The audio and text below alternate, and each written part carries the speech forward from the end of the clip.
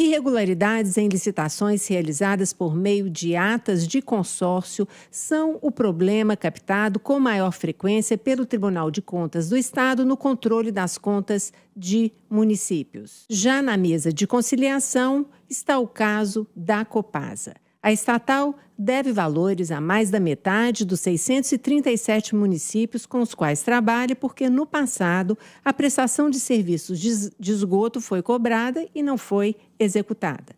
Para falar sobre este e outros temas, estamos hoje no Dia a Dia da Política Entrevista com Agostinho Patrus, vice-presidente do Tribunal de Contas do Estado e ex-presidente da Assembleia Legislativa. Olá, conselheiro, um prazer recebê-lo. Uma alegria, Berta, poder participar aqui do seu programa, que já se inicia como um sucesso aqui na Rádio Itatiaia. Conselheiro, quando presidente da Assembleia Legislativa, o senhor trabalhou para segurar a adesão do Estado ao regime de recuperação fiscal. Por quê e como que o senhor avalia hoje a alternativa do Propag para a dívida de Minas? Nós entendíamos, Berta, desde aquele primeiro momento, que não era a melhor opção para Minas Gerais. E hoje isso está muito claro. A hora que nós comparamos uma nova opção com aquela do Propag, com aquela do regime de recuperação fiscal, nós vemos uma diferença de 300 bilhões de reais em 30 anos. O governo se iniciou com muita disposição, trouxe um secretário de Fazenda que havia sido secretário de Fazenda no Rio de Janeiro e que havia também levado o regime de recuperação fiscal ao Rio de Janeiro, mas nas visitas que fiz ao então governador do Rio de Janeiro, nas visitas que fiz também ao Rio Grande do Sul, percebi que aquela não era a situação, embora o governo do Estado insistisse em dizer que era a única opção. E nos restou reagir a essa situação, mostrar que Minas merecia uma situação melhor do que simplesmente se curvar a um regime de recuperação fiscal que traria inúmeros problemas e, como disse aqui, traria uma dívida ainda maior para o nosso Estado, já que os juros eram astronômicos. Mesmo assim, a Assembleia, sob o meu comando e através da decisão dos líderes e dos deputados, enquadraram o Estado num outro modelo do RRF, que é através do artigo 23 da Lei Federal, que era um programa que tinha menos exigência, que tinha menos contrapartida a dar pelo Estado à União. E nós, por isso mesmo, ficamos felizes, porque através dessa resistência, hoje nós temos o Propag, liderado pelo presidente Tadeu Martins, e é importante dizer do protagonismo, mais uma vez, da Assembleia, no caso do seu presidente, Tadeu Leite, que busca Brasília, procura o presidente do Senado, Rodrigo Pacheco, procura o presidente Lula e cria uma nova opção, que faz com que Minas Gerais terá 300 bilhões a mais para serem investidos nos programas sociais, nos programas de saúde, de educação, na segurança pública. Então, feliz de ver que nós estamos caminhando para um final feliz melhor. Pois é, mas à época teve muita pressão para passar o regime de recuperação fiscal. Como é que ficou esse relacionamento com o governador Romeu Zema? Isso é tradicional da política, Berta. Há desentendimentos, há formas diferentes de pensar. Nunca, como se diz, estão brigando as ideias, não estão brigando as pessoas.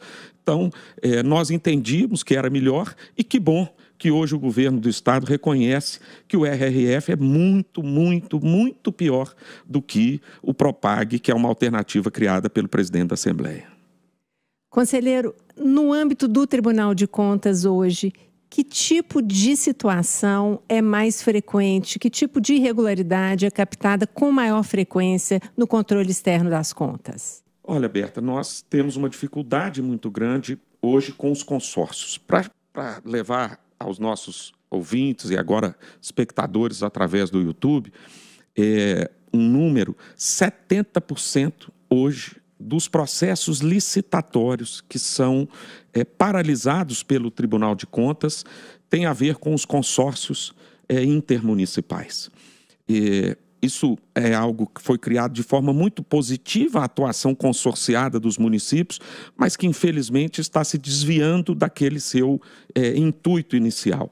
Então o tribunal criou uma área específica só para o controle dos consórcios. Nós criamos também no nosso sistema suricato e também com a inteligência artificial, que já vem sendo usado nesse ano pelo tribunal, com trilhas em que nós vamos indo de forma, através do computador, perseguindo as licitações, buscando licitações e buscando problemas. Com isso, temos tentado diminuir problemas com os consórcios e já pensamos também numa qualificação a esses consórcios que cresceram muito, cresceram também as suas atribuições e me parece que com pouca qualificação que tem levado a erros constantes nos processos licitatórios. E que tipo de erros, conselheiro? O senhor pode dar um exemplo? Sim, os erros são os mais diversos, Beta. Nós temos erros na questão do levantamento da demanda, ou seja, 10 ou 12 municípios precisariam de tantas carteiras novas para reequipar suas escolas e são colocadas numa licitação 10, 20, 30, 100 vezes essa necessidade. Então não há um estudo da demanda. Muitas vezes também o erro no formato da licitação, quando o valor da licitação é maior, se exige uma licitação mais transparente e não atas de registro de preços, enfim. Então, o tribunal tem encontrado os mais diversos erros e, por isso, tem aumentado a sua fiscalização. Vai cobrar mais dos consórcios daqui para frente? Vai fazer um acompanhamento mais contundente aí desses processos? Já estamos fazendo, Berta. Já criamos, nessa gestão do conselheiro Durval Ângelo, já criamos uma coordenadoria específica com servidores específicos para cuidar dessa questão dos consórcios. Estamos criando também trilhas, como disse aqui, usando a inteligência artificial para poder buscar problemas e tentar não deixar que eles aconteçam. O tribunal mudou a sua atuação. Nós tínhamos no tribunal uma visão única para o passado. Era julgar as contas daquilo que já tinha acontecido. Nós agora, como juiz de contas e como membros do controle externo, estamos preocupados também com a forma com que isso vai acontecer, porque nós vimos que depois do acontecido não adianta mais salvar o recurso público, porque ele já foi mal empregado. Então o tribunal faz agora um trabalho preventivo de verificação das licitações, para que as licitações sejam bem feitas e de fiscalização também das obras, para que elas sejam bem executadas. Recentemente, o Tribunal de Contas entendeu ser irregular a cobrança de 2,5% sobre a previdência de policiais militares, o que aconteceu entre janeiro de 2023 e novembro de 2024. O governo do estado recorreu ao Supremo, que confirmou a decisão do Tribunal de Contas. Como estão esses processos e o que os militares que tiveram os recursos indevidamente cobrados devem fazer para recuperar esse dinheiro? Bom, Berta, isso foi um processo que deu entrada no tribunal com essa reclamação. Foi criada uma lei federal que estabelecia uma nova alíquota, principalmente para aqueles policiais militares da reserva, aqueles já aposentados, vamos dizer assim. Esses policiais tiveram um acréscimo na sua alíquota. Só que essa lei federal foi julgada inconstitucional pelo Tribunal Federal. Com isso, deixou de valer a alíquota federal, passa a valer a lei estadual que estabelecia uma alíquota menor. O governo do estado entendeu em permanecer cobrando a alíquota maior dos militares, e o Tribunal de Contas, através do seu pleno, dos 7 membros, de forma unânime, determinou que deveria ser cobrado o valor da lei estadual. Que se o Estado gostaria de cobrar um valor a mais, teria que enviar à Assembleia um projeto de lei para modificar essa alíquota. Com isso, como você colocou muito bem, houve um questionamento ao Supremo e agora o Estado já se propôs a pagar, no caso dos aposentados, né, daqueles da reserva, em 6 parcelas esse valor cobrado a mais. Quanto àqueles que estão na ativa, ainda existe uma demanda judicial que deve ser discutida sobre o impacto e o valor dessas questões. Muitos desses militares da ativa já procuraram o Tribunal de Justiça e entraram com ações pedindo a restituição, da mesma forma que o Tribunal de Contas fez com aqueles aposentados. Nós esperamos que isso seja regularizado, porque, afinal de contas, a questão da segurança pública é uma questão muito importante para a mineira, para o mineiro, né, para os empresários, para os trabalhadores, para todos nós, no nosso dia a dia. Conselheiro, a mesa de conciliação na qual o senhor é coordenador é um novo instrumento para a resolução de conflitos, não é? E entre os muitos temas que estão lá, tem a questão da Copasa, porque a estatal atende hoje a 637 municípios e mais da metade deles, no passado, a estatal cobrou de mais da metade desses municípios o serviço de esgoto sem executá-lo. Não é? Como é que está esse processo? Qual é o valor da dívida da Copasa com esses municípios? Sim, nós estamos, é uma solicitação por parte do governo do estado, por parte da própria Copasa, de que nós façamos um entendimento, um acordo nessa questão. Muitas cidades, a Copasa tem a licitação, venceu o processo para fornecer a água e também tratar o esgoto. Cobrou a taxa de água e esgoto, mas não fez o tratamento do esgoto daqueles municípios. Ele está sendo analisado, esse pedido, pela presidência do tribunal, e assim sendo admitido, nós vamos instalar a mesa de negociação, em que nós vamos ouvir não só aqueles que foram atingidos, mas também os prefeitos, as pessoas de modo geral, para que nós possamos caminhar num acordo.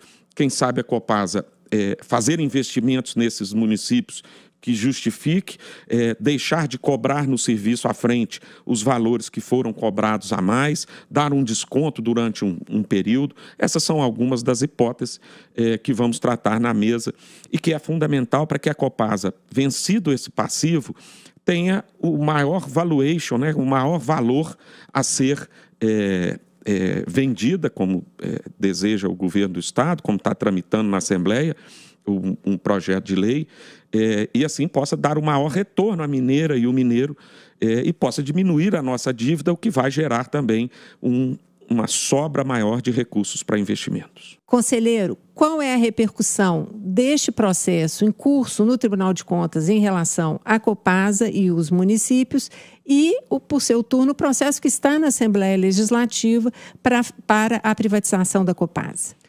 Me parece que não existe correlação direta, Berta.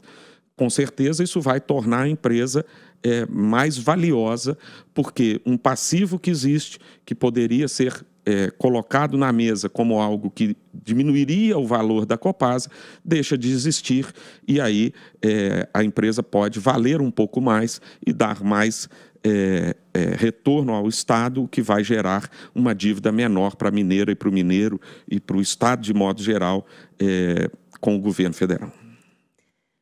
Conselheiro, ainda na mesa de negociação, eu chamo a atenção para o processo que municípios movem contra o Estado para recuperar cerca de 17 bilhões de repasses que deixaram de ser feitos no âmbito da saúde e da educação desde governos passados até o governo Zema. Então, até onde a gente tem informação, 10% desses repasses não foram feitos no governo Anastasia, 20% não foram feitos no governo Pimentel e 70% deles não foram feitos no governo Zema.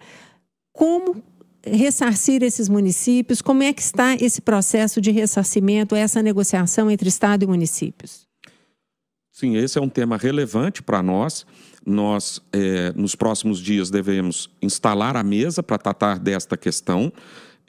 São cerca de 17 bilhões de reais, valores muito representativos. São são despesas que o Estado deixou de pagar.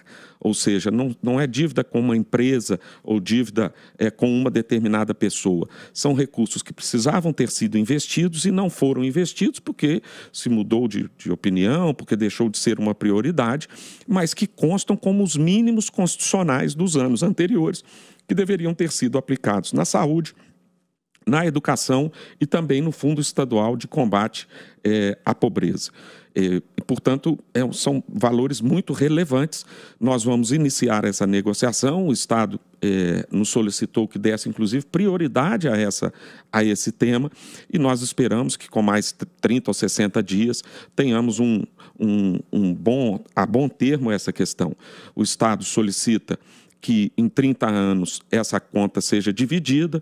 Nós estamos vendo também como seria a forma de reajuste dos valores, se ele seria aplicado inicialmente, se seria aplicado a cada parcela, como a forma de ser feita. Nós esperamos sentar mais uma vez com a Secretaria da Fazenda, também com o Ministério Público de Contas, que defende o interesse dos prefeitos e da população, para buscarmos um entendimento nessa questão e estabelecermos também para o Estado um valor a ser pago ano a ano, porque é fundamental no planejamento agora, na questão também do Propag, para que o planejamento da gestão possa ter já essa conta como algo que deverá ser pago nos próximos anos. Agora, muitos estados usaram esse recurso de restos a pagar na saúde e educação exatamente para não cumprir os mínimos constitucionais. É o caso aqui de Minas? Sim, o que parece é que isso foi detectado pelo tribunal, de que os valores eram empenhados e depois, no ano seguinte, não eram cumpridos. O Estado justifica,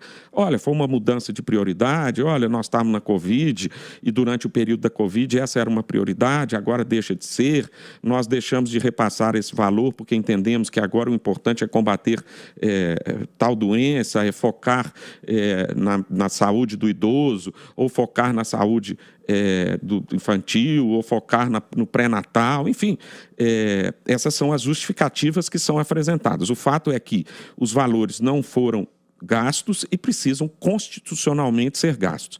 O conselheiro que tratava desse tema, que era o conselheiro Mauri Torres, que já nos deixou, aposentou, decidiu que deveria ser pago em 10 parcelas, 1 bilhão e 700 milhões a cada ano. Isso, sem dúvida, é um valor muito expressivo. Pode chegar no ano que vem a 3, 4 vezes o valor que o Estado terá que pagar no Propag. Então, é importante renegociar esses valores para que eles caibam dentro do orçamento e para que o Estado também tenha condição de usar os recursos nas outras áreas e manter as suas obrigações e manter a qualidade do serviço público. Por fim, conselheiro, para encerrar a nossa entrevista de hoje, eu queria saber o seguinte: nós temos 2 vagas ainda em abertas, né, lá no Tribunal de Contas, para serem indicadas pela Assembleia Legislativa. Como é que está esse processo? Os parlamentares costumam procurar vocês, conselheiros, para pedir apoio, para pedir conselho de como fazer uma estratégia de campanha? Como é que tá? Como é esse processo, conselheiro?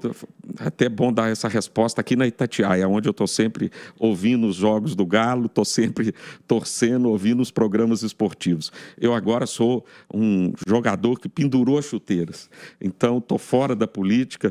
Claro, recebo os amigos, converso, tenho meus relacionamentos com diversos parlamentares, com prefeitos, enfim, mas agora eu estou do outro lado da bancada e eu torço que sejam 2 nomes que possam levar, assim como o nome do deputado Alencar, possam levar um novo momento também ao tribunal, possam dar as suas contribuições, possam nos ajudar nessa questão da utilização do recurso público. Eu tenho dito, Beto, que o mais importante é que o recurso seja bem gasto, não que o recurso seja usado no mínimo.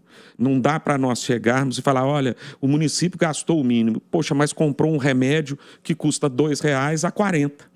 Então, é importante que o gasto se reverta para a população. Mais importante que gastar o mínimo da saúde é ter a qualidade do atendimento, é melhorar o pré-natal, é aumentar a expectativa de vida, é diminuir a mortalidade infantil. Isso é que é fundamental e é isso que nós temos buscado no tribunal. Queremos agradecer a presença do conselheiro Agostinho Patrus, vice-presidente do Tribunal de Contas do Estado, em nosso programa Dia a Dia da Política Entrevista. Muito obrigada, conselheiro, foi um grande prazer. Muito obrigado, Berta, e parabéns a Itatiaia por trazer você a trabalhar aqui, que é um nome tão qualificado e tão respeitado na política, e aí começa a integrar esse time tão estrelado da Itatiaia. Parabéns.